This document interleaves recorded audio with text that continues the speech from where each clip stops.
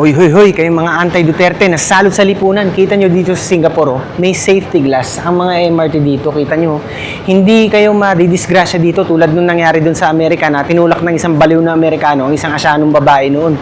Dito, talagang very safe. Ganyan talaga. Makikita nyo ang concern ng gobyerno dito sa kanilang citizens. Ayan, oh, gusto nyo katukin natin, oh. Kita nyo, ayan, oh, di ba?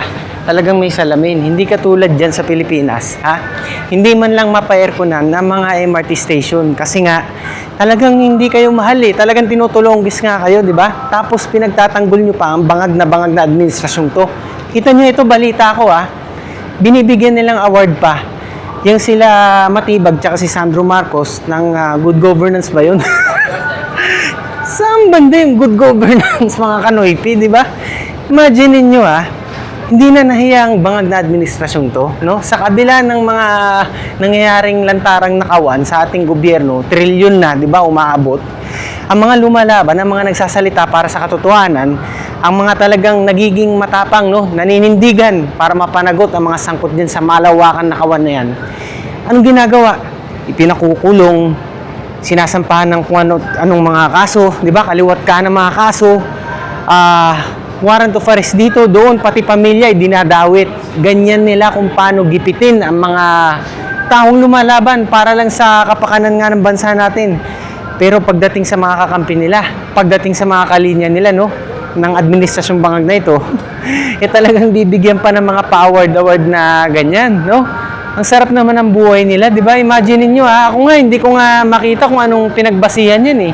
Wala akong makitang basihan kung bakit bibigyan sila ng good governance award na yan, kung yun man yung tinatawag doon, no? Talagang ano lang eh, hindi ko alam kung nagpapaka-hipokrito ba talagang administrasyong bangag na ito, no? Hindi na sila nahiya sa reaksyon ng mga mamamayang Pilipino, no? Bibigyan nilang award, Sandro Marcos tsaka yung si Matibag, samantalang ang dami-daming nagla-laugh reaction na sa kanilang mga post, di ba? Itong mga social media pages ng administrasyong to, ng bangag na administrasyon, kita nyo, binabas na talaga ng todo, pinagtatawanan na lang ng sambayan ng Pilipino. Ultimo yung mga senador pa dyan, yung karamihan dyan, di ba? Tinurn off na yung mga comment section, di ba? Hanggang ngayon, hindi pa nila ibinabalik. Paano? Takot na takot silang makita ng mga kaanak nila siguro, o ng mga fans nila, yung totoong reaksyon ng sambayanan, di ba? Kaya ganyan, gusto nila puro like lang ang makikita nila. Eh, hindi tulonggi sa mga Pilipino ngayon, di ba? Alam nila talagang takot na takot itong mga senador na ito. Kaya kailangan pampatayin talaga yung comment section. So yan, no, talaga lang I find it very hilarious para awardan itong si Matibag tsaka itong si Sandro Marcos pa, no? Anak ng presidente, tapos mabibigyan ng ganyang award. Eh, siyempre, napakadali na yan. Ba't kailangan pambigyan, di ba?